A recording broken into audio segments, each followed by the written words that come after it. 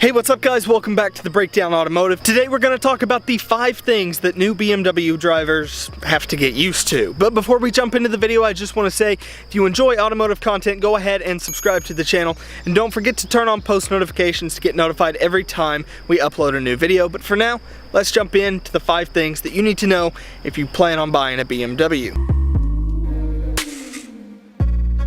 So the first and most common one that we're just gonna get out of the way is the turn signals. Now everyone knows BMW turn signals are a little weird, and while they are pretty satisfying to flick up and down, getting them to turn on and off can be a bitch. And I actually don't mean turn them on, that's pretty easy. It's turning them off that just never seems to go right. And yes, once you get used to it, it's not that bad, but once you start driving a BMW for the first time, it's really extremely obnoxious. Most cars, when you come up to a turn with the turn signal on, it will automatically detect when the steering wheel is moved backwards, and the BMW does that too. It's not 1942. The weird part comes when you realize that some turns aren't that sharp, so what you end up doing is having a turn signal on all the time. But to turn it off, it's pretty simple, yet extremely complicated all at the same time, because there's multiple ways to do it. You can either push it fully back in the direction that you pushed it down to begin with, or you can push it halfway back up the other way. Now this becomes confusing even after you've been driving the car for 6 months to a year, especially if you're switching from, I don't know, any normal car. You would think this is something you get used to pretty quickly, and it kind of is, but at the same time, it's kind of not, because even a year and a half later, there are times where I turn the turn signal on to turn left and then try to turn it off, and now the turn signal is going right for the next 45 miles. It really is probably the weirdest part about BMWs, but not the only weird part. Another strange part about owning a BMW is the amount of looks they get. And that's not necessarily from people who are envious, but it includes people who are envious, people who think you're a moron, people who think you're a 20-year-old blonde, beautiful woman, BBW. But the one thing they have in common is they're all old men. And that's fine, if that's your thing. Here's the thing though, old men, it doesn't matter what they're driving, a Jaguar, a Porsche, an Audi, Mercedes, or even another BMW. No matter what generation or model it is, they all seem to like to stare. And with the stares, it gets a bit uncomfortable. And it's not just people staring at the car because they think it's cool in a small town. It doesn't matter where you go, from Buckhead to Orlando to Nashville.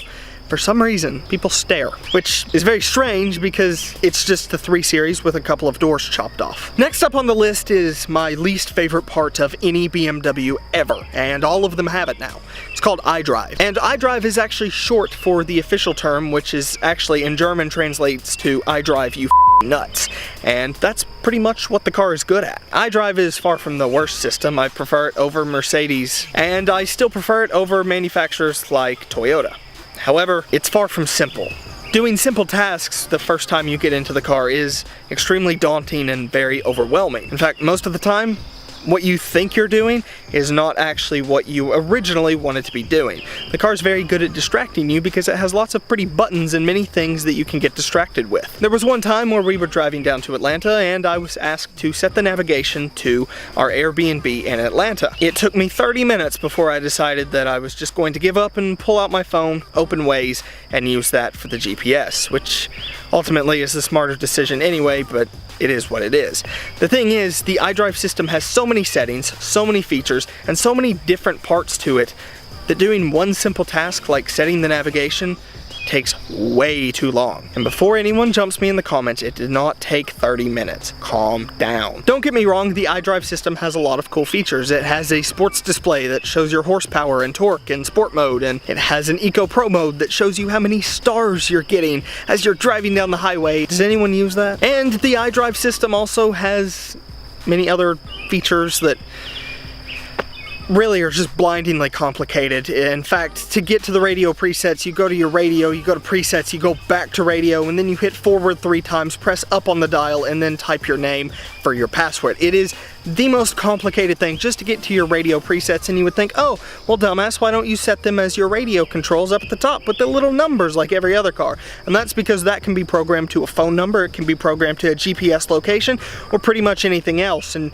really most of the time you don't remember which one you've set it to, so you have to hover your finger over until it shows you what it's set for, then you have to slide it along until you get to the right one, and by that point you're in a tree and it's just a big mess, and that's going to take a very long time to fill out on the insurance form. All in all, like I said, iDrive is far from the worst system out there, but ooh, it's a pain in the ass. Another thing that's a bit different is the gear selector. Now I know if you've been in anything from a Range Rover Sport to an Alfa Romeo to pretty much quite a few cars now, you understand the transmission and how it works and how you push the side button in and pull it back twice and push it forward twice and all of the things it can do. But if you're coming from something like a Honda Accord or a Toyota Corolla, the transmission's not going to make too much sense. Now, the ZF 8-speed automatic transmission is one of the best out there, and it is by far my favorite. In fact, in the Alfa Romeo, it is tuned in such a way that it's just pure perfection. And it actually is in this car too. The only thing is, it's a little confusing the first time you get in. One of the things that actually took me a little bit to learn is that you could actually move it 2 times instead of just 1, which means you can press the button in, push it forward for the first click, and then forward for the second click, and that puts you in reverse, which is forward, but somehow backwards. On top of that, when you want to put it in drive, you can press the little button in on the side and move it back 2 times. Because to go forward, you go backward. It makes complete sense. It doesn't. On top of that, if you want to put it in neutral, you can pull it back 1 time or push it forward 1 time. And if you want to put it in park, you hit the P button, which for some reason, most people have a hard time figuring that out. Big button says P right there.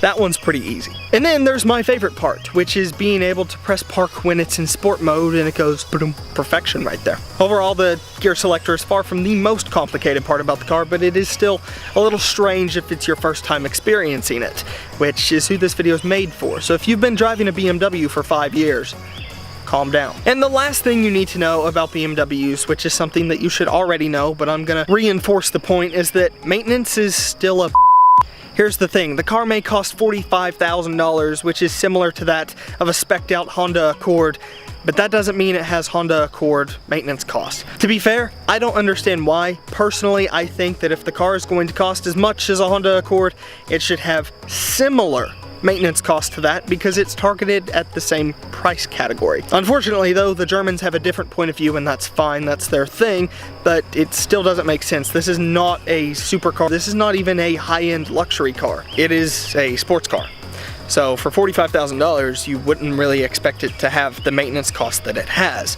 It's about 2 times the average maintenance cost if you get it done at a dealership or a good independent mechanic. And if you do the work yourself, sure, you can save money, but you're going to have to deal with things like no oil dipstick, which is included in the wonderful iDrive system I was talking about before. But with that, it's a pretty penny you'll have to pay.